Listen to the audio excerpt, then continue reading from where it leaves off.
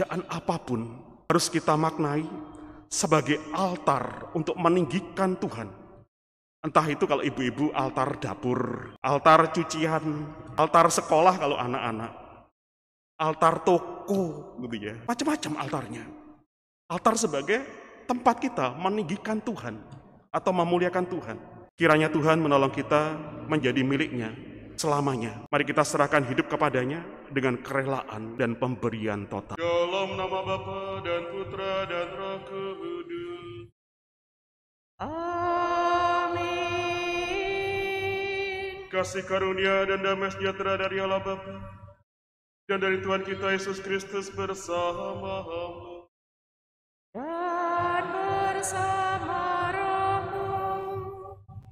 Saudari dan saudara yang saya kasihi, selamat petang berkah dalam.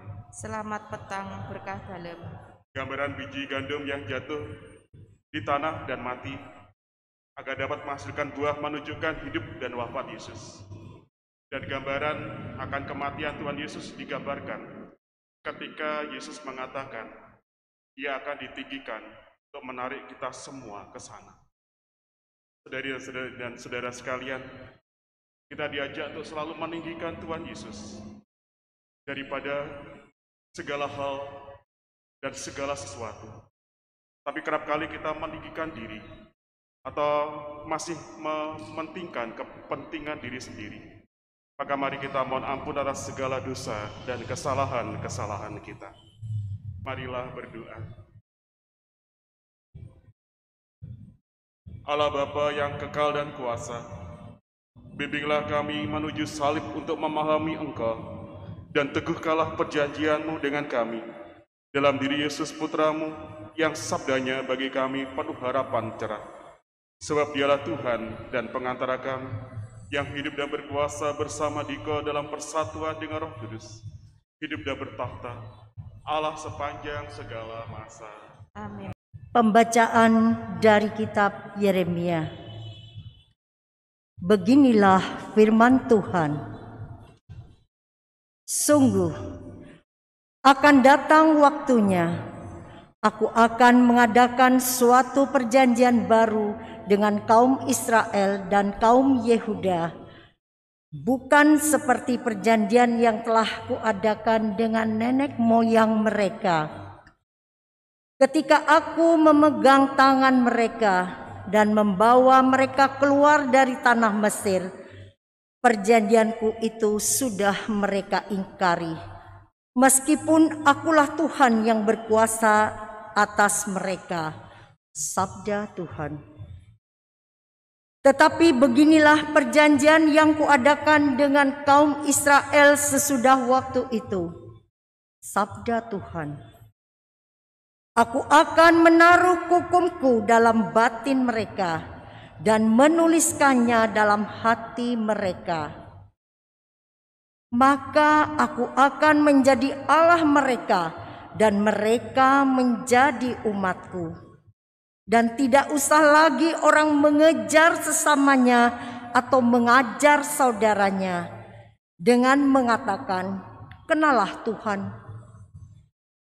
Sebab mereka semua, besar kecil, akan mengenal aku, sabda Tuhan.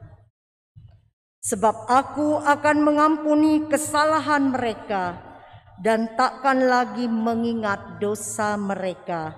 Demikianlah sabda Tuhan. Syukur kepada Allah.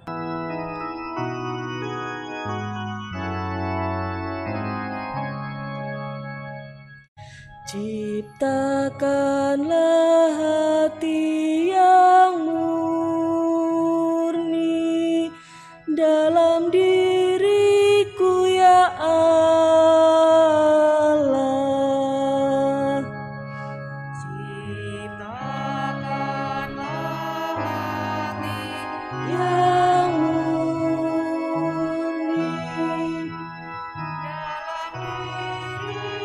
diriku ya Allah.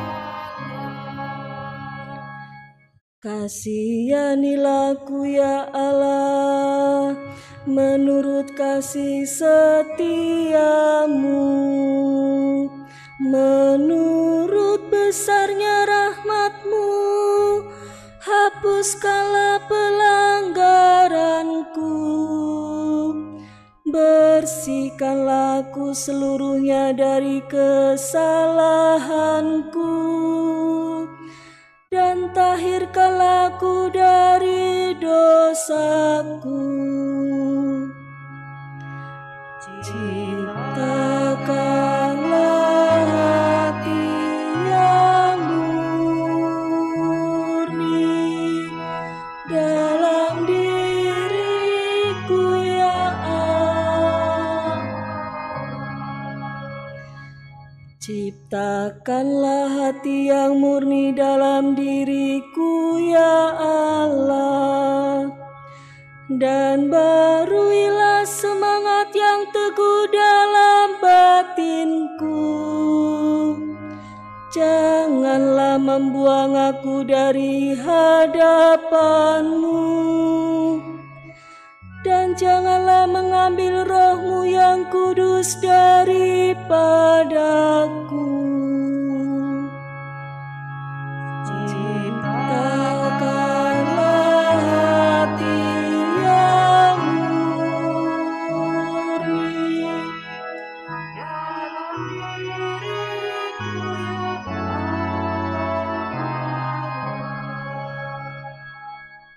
Bacaan dari surat kepada orang Ibrani. Saudara-saudara, dalam hidupnya sebagai manusia, Kristus telah mempersembahkan doa dan permohonan dengan ratap tangis dan keluhan kepada Dia yang sanggup menyelamatkannya dari maut, dan karena kesalehannya Ia telah didengarkan. Akan tetapi, sekalipun anak, Kristus telah belajar menjadi taat. Ini ternyata dari apa yang telah dideritanya, dan sesudah mencapai kesempurnaan, Ia menjadi pokok keselamatan abadi bagi semua orang yang taat kepadanya. Demikianlah sabda Tuhan. Syukur kepada Allah.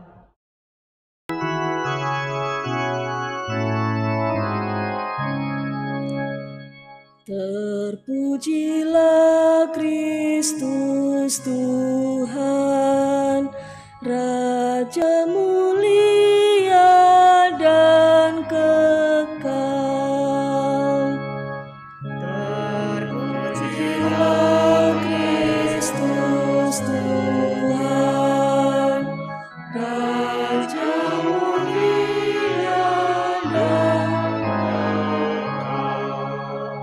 siapa saja yang melayani aku, ia harus mengikuti aku, sabda Tuhan.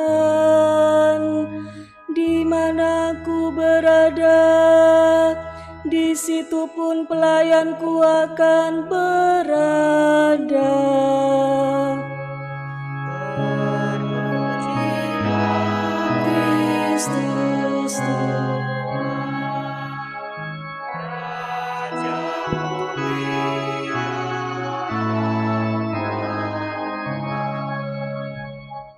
Tuhan sertamu. Dan sertamu juga. Inilah Injil Yesus Kristus menurut Yohanes. Dimuliakanlah Tuhan. Di antara orang-orang yang datang ke Yerusalem untuk merayakan Paskah, terdapat beberapa orang Yunani. Orang-orang itu pergi kepada Filipus yang berasal dari Betsaida di Galilea, lalu berkata kepadanya, "Tuhan, kami ingin bertemu dengan Yesus." Filipus pergi memberitahukannya kepada Andreas, dan berdua mereka menyampaikannya pula kepada Yesus. Kata Yesus kepada mereka, "Telah tiba saatnya Putra Manusia dimuliakan. Sesungguhnya aku berkata kepadamu, jika biji gandum tidak jatuh ke dalam tanah dan mati, ia tetap satu biji saja. Tetapi jika mati, ia akan menghasilkan banyak buah. Siapa saja yang mencintai nyawanya, ia akan kehilangan nyawanya. Tetapi siapa saja yang membenci nyawanya di dunia ini, ia akan memeliharanya untuk hidup yang kekal. Siapa saja yang melayani aku, ia harus mengikuti aku. Dan dimanapun aku berada, di situ pun pelayanku akan berada. Siapa saja yang melayani aku, ia akan dihormati Bapa. Sekarang jiwaku terharu, dan apakah yang akan aku katakan? Bapa, selamatkanlah aku dari saat ini. Tidak, sebab untuk itulah aku datang ke dalam saat ini. Bapa, mulialah namamu. Lalu terdengarlah suara dari surga, aku telah memuliakannya, dan aku akan memuliakannya lagi. Orang banyak yang berdiri di situ dan mendengarnya berkata bahwa itu bunyi guntur. Ada pula yang berkata, seorang malaikat telah berbicara dengan dia. Jawab Yesus, suara itu telah terdengar bukan oleh karena aku, melainkan oleh karena kamu. Sekarang berlangsung penghakiman atas dunia ini. Sekarang juga penguasa dunia ini akan dilemparkan keluar. Dan aku, apabila aku ditinggikan dari bumi, aku akan menarik semua orang datang kepadaku. Ini dikatakan Yesus untuk menyatakan bagaimana caranya dia akan mati. Demikianlah Injil Tuhan. Terpujilah Kristus.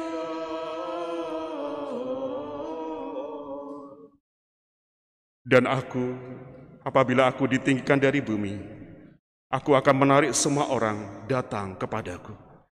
Saudari dan saudara sekalian, selamat sore berkah dalam. Sifat alami manusia adalah ingin dihormati, ingin dihargai, dan ingin ditinggikan. Manusia selalu saja cenderung berkeinginan menguasai serta menjadi nomor satu, dan orang lain yang menjadi nomor dua, nomor tiga, dan seterusnya. Bila manusia merasa dirinya nomor satu, sering memunculkan kegaduhan dan kekacauan. Lain halnya dengan Tuhan kita, Tuhan Yesus. Ia datang ke dalam dunia ini bukan untuk ditinggikan seperti itu. Karena ketaatannya pada kehendak Bapa, ia ditinggikan dan dimuliakan bahkan dalam salib dan penderitaan. Bagi kita yang percaya, haruslah tahu dan berkehendak menjadikan dan meninggikan Tuhan Yesus sebagai nomor satu dalam hidup kita. Lalu terserah Tuhan saja, kita menjadi nomor berapa. Biarlah Tuhan dengan kebijaksanaannya akan menempatkan kita dalam porsi yang Dia mau, dalam porsi yang Dia rasa tepat untuk kita masing-masing. Kalau Tuhan Yesus telah ditinggikan di atas kayu salib untuk menarik semua orang datang kepadanya dan menerima keselamatan daripadanya, maka setiap kali kita memandang salib, mengenakan kalung salib, atau membuat tanda salib, harus meninggikan dan menomorsatukan Yesus dalam keseluruhan hidup kita. Kita harus selalu berusaha meninggikan Yesus dengan cara mengoptimalkan diri dalam semua hal, mengembangkan talenta dan pelayanan kita semaksimal mungkin, selalu bekerja keras atau keras terhadap diri sendiri, memuaskan orang-orang di sekitar kita sejauh kita bisa dengan karya terbaik kita. Maka kalau kita melayani, jangan tanggung-tanggung atau jangan setengah-setengah untuk berbuat apa yang benar, untuk berbuat apa yang baik. Kalau Yesus ditinggikan bukan untuk kepentingannya sendiri, seperti manusia pada umumnya, bukan untuk dihormati oleh manusia, melainkan jauh lebih mulia daripada itu, yaitu untuk menyelamatkan kita, maka kita harus meninggikan dia, mau tidak mau. Ia ditinggikan dan disalibkan karena cintanya kepada kita. Oleh sebab itu, marilah kita datang kepadanya, memuliakan dia dalam seluruh perbuatan baik dan tindakan kasih kita, yang dikatakan dalam tema APP ini solider, dalam kata arti solider itu. Siapapun yang mau mengikut Yesus akan menjadi satu dengan kematian dan kebangkitannya. Siapapun yang mau mengikut Yesus harus mempunyai beban hati yang sama, kerelaan yang sama, dan semangat berkorban dan semangat kasih yang sama seperti Tuhan. Di mana Yesus berada, dikatakan, di situ pelayannya berada. Maka di situ juga kita ada. Di mana ada ketidakadilan, kelaparan, keterpurukan. Ketika ada orang terkapar karena luka atau dosa, adakah kita di sana dan menunjukkan solidaritas kita? Itu pertanyaannya. Meninggikan Tuhan berarti memberi makan kepada mereka yang lapar, memberi minum kepada mereka yang haus, memberi pakaian kepada mereka yang telanjang, atau bahkan memberi hidup dan nyawa kepada mereka yang ingin saling mematikan. Seperti seorang suster di Myanmar yang rela merendahkan diri, berlutut dengan tangan terentang, memohon aparat keamanan untuk tidak melepaskan tembakan. Kalau ingin membunuh, bunuh saja saya. Saat itulah suster tersebut telah meninggikan Tuhan. Kita diundang untuk menjadi satu dengan Tuhan, mengambil posisinya yang rela menyerahkan hidup bagi Allah. Pertanyaannya, apakah benar kita mengikuti Kristus? Kepada siapakah kita serahkan nyawa kita? Adakah kita dimiliki oleh Kristus dan menjadi satu dengan Dia? Di dalam hal apakah kita menjadi satu dengan Dia? Saudari dan saudara sekalian, pekerjaan kita macam-macam. Pekerjaan apapun harus kita maknai sebagai altar untuk meninggikan Tuhan. Entah itu kalau ibu-ibu altar dapur gitu ya, altar cucian, altar sekolah kalau anak-anak, altar toko gitu ya, macam-macam altarnya. Altar sebagai tempat kita meninggikan Tuhan atau memuliakan Tuhan. Kiranya Tuhan menolong kita menjadi miliknya selamanya. Mari kita serahkan hidup kepadanya dengan kerelaan dan pemberian total. Tidak setengah-setengah. Semoga berkat Tuhan selalu menyertai kita sekalian. Amin. Biji gandum yang tidak ditanam dan mati akan tetap tinggal sebiji. Tetapi jika mati akan berbuah banyak sekali. Marilah kita berdoa. Allah Bapa kami sumber kehidupan sejati, anugerahilah kami daya hidup putra-Mu yang bagaikan biji gandum jatuh ke tanah dan mati, untuk menjadikan bumi kami tempat kedamaian, di mana kesepian berbalik menjadi keramaian, di mana orang berani mempertaruhkan hidup demi kebahagiaan sesama, di mana salib menjadi pedoman hidup kami, demi Kristus Tuhan dan pengantara kami.